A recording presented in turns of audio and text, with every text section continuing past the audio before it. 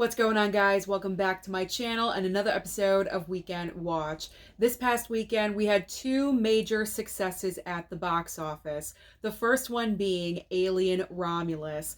Alien Romulus had enough power to overtake Deadpool and Wolverine and take over the #1 spot. This film brought in $41.5 million in its opening weekend, and worldwide, the movie is at over 100 million. Now, I did go and see the film on Friday. I was looking forward to seeing this film, and let me tell you, I thought Fede Alvarez did an amazing job with this movie. I absolutely loved it. I gave it 4.5 stars out of 5. Maybe I was on an alien high when I ranked it. I'm not really sure, but this movie is definitely great. Let me tell you, if you love the first two Alien films, you will love Alien Romulus. So if you have not seen the movie yet, I highly recommend that you do. And I'm looking forward to seeing what Fede Alvarez does next, because so far for me, everything that he's directed that I've seen so far, I love. I think he does a great, fantastic job. So I definitely do recommend Alien Romulus. Go and check it out. All right, now let's talk about the rest of the top 5. In second and third place, second place obviously goes to Deadpool and Wolverine. This brought in $29 million. Third place, Blake Lively's new film, It Ends With Us, brought in $24 million. I think the behind-the-scenes drama surrounding this movie probably brought in a little bit more people than it normally would, so that's great. You know what they say, there is no bad publicity. Publicity is publicity, and anything that drives someone to the movie theater is always a plus. All right, fourth and fifth place. Fourth place is Twisters. Now, this movie brought in almost $10 million, $9.8 million. Now, this is pretty good considering that it's still in the top 5, and also because the film just became available on VOD this past Tuesday, and people are still going to the theater to see it. So that is a fantastic sign. Now, here is the other box office success of the week. I was not expecting this at all whatsoever. In fifth place is Coraline. The 15-year anniversary, the re-release of this movie brought in over $8 million, $8.3 million for Coraline. Obviously, the fan base for this movie is absolutely huge, but I was not expecting this at all whatsoever. That is fantastic. That's one of the highest amounts I've seen for a re-release in a really long time.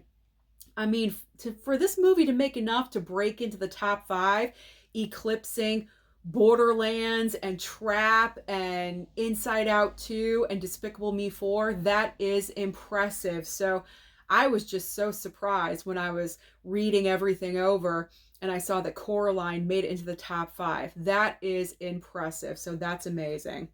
All right, so now let's talk about the box office this coming weekend. What can we expect to bring competition to Alien Romulus? We do have 2 major main brand new releases and also 2 notable, more smaller, more limited releases. So the 2 main releases, we have Blink Twice and also The Crow remake. Now, out of the 2 of these, I'm more interested in going to see Blink Twice. This is a brand new film directed by Zoe Kravitz. She also co-wrote the movie, and it's starring her fiance, Channing Tatum. Now, I've seen the trailer for this film numerous times. They've been promoting it like crazy as far as trailers go. And I'm really curious about this movie. It's got the horror vibes, kind of like an Island Paradise going wrong kind of situation. I think there may be a twist in there. I'm getting that vibe. So I'm curious. My curiosity is piqued when it comes to Blink Twice. So out of the 2 movies, Blink Twice or The Crow, more than likely, I'm probably going to go and check out Blink Twice. Now, when it comes to The Crow, I'm not really sure if I want to go and see this in theater or not. I think I'm going to wait a couple of weeks and if there's really nothing else to go and see, if I'm bored, maybe if I go twice in 1 week, I don't know, then maybe I'll go and check out The Crow, but it's not a high priority on my list.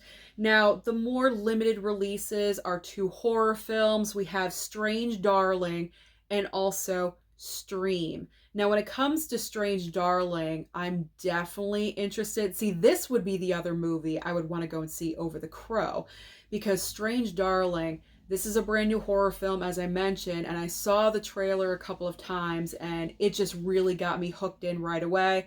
I want to go and check this one out. So that one is on my list. Now, if you're interested in going to see Stream, I just want to forewarn you. Now, this movie is another horror film, and the cast is primarily all horror icons, like 8 or 9 of them. There's a lot in there.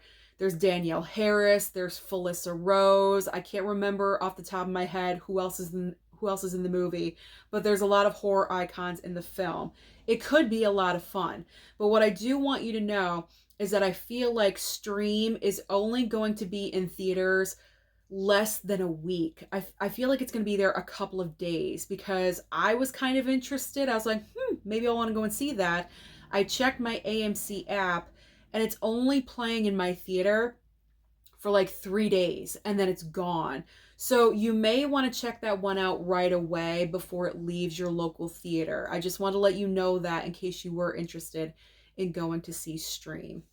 All right, now we have to talk about streaming, because as I always say, there's always options on streaming for you. We have a lot of wide variety this coming week. So over on Netflix, we have a brand new comedy called Incoming, and also The First Slam Dunk. Now, up next over on Max, this is my gold star recommendation for the week, and it is Horizon. Horizon, an American Saga, Chapter 1. Now, I have not seen the movie yet, so why is it my gold star recommendation for the week? Well, I think we all know the drama of what happened with the cancellation of the release of Chapter 2. That was supposed to occur like this past week. It was supposed to come out the same weekend with Alien Romulus, but they pulled it off the schedule because the executives thought that not enough people were watching Chapter 1. They wanted more exposure for the first chapter. I don't even think they know what they're doing with Chapter 2 yet. Is it going to go to theaters? Is it going directly on Max? Are they just going to do a straight physical media release? I don't think they know what they're doing. So the reason why it's my gold star recommendation is because this film did not get enough attention that it probably deserves, because it is a Kevin Costner project. Now, I know it's 3 hours and it's a Western. It's not the most, excitable genre, if you will, but I feel like it's going to be quality work. And like I said, I haven't seen it yet, but my plan is I am going to watch it on Max, because we do have a couple of more weeks until the physical media release of this movie. And so I want people to watch it. I want you guys to watch it and give it a chance, because if the numbers are good on Max for streaming for Chapter 1, then maybe they'll rush out Chapter 2 and we'll get it a little bit sooner than later, if you know what I mean. So that's why it's my gold star. Maybe it's a great movie. Who knows? I heard positive reviews about the film. It's just a long movie. So I'm going to watch it. I'm going to give it a chance. I didn't want to see it in the theater because of the runtime, because it is 3 hours long, but I feel like streaming at home is the perfect scenario for this movie for myself. I can pause it, take a bathroom break, come back to it, or the next day, whatever it is. So that's why it's my gold star. All right, let's move on. What else is on streaming? All right, over on Hulu. Hulu, we have The Supremes at Earl's All You Can Eat. I don't know. I don't know. I have no idea what this movie is about. It could be fun. It's a fun title. Who knows? Amazon Prime has the debut of Classified, and also it's adding Drive Away Dolls to its streaming service.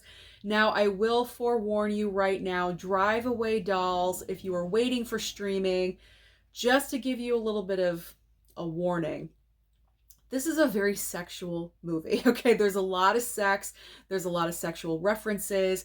This is not a film you watch with mom and dad. Okay, you do not do that. Don't even watch it with any family members at all whatsoever. It would be very awkward and weird. Watch it alone. Watch it by yourself, or watch it with your husband or wife or something like that. Don't watch it with family. It's not family appropriate. I just want to give you some advance notice in case you were not knowledgeable about that fact. Okay. Because I was surprised. I was taken by surprise. And thank goodness I was not watching it with mom Blu-ray. That would have been embarrassing. All right. Over on Peacock, we have a brand new film called The Killer, and also a brand new docu-series called Face to Face with Scott Peterson. And you know me with my recent love of documentaries. I'm probably going to check that one out, let's be honest. I'm very much into like behind the scenes, knowledge about, it sounds weird, but I know I'm not alone here. Why do serial killers do what they do, or why do murders occur? I'm curious about that stuff. So I'll probably watch this out of just morbid curiosity. All right. And finally, over on Apple, it's so awkward when I talk about it, but I know I'm not alone. I know a lot of other women are interested in that kind of content. All right, Apple TV Plus, the final streaming service. Over on Apple TV Plus, we have the premiere of Pachinko Season 2, and I heard that that is an amazing show, so you may want to check that one out as well. So that is everything happening at the box office and also on streaming. So comment down below and let me know your thoughts. Did you go and check out Alien Romulus this past weekend, or did you choose to go and check out Coraline? Don't forget to like and subscribe before you leave, and I'll see you next time.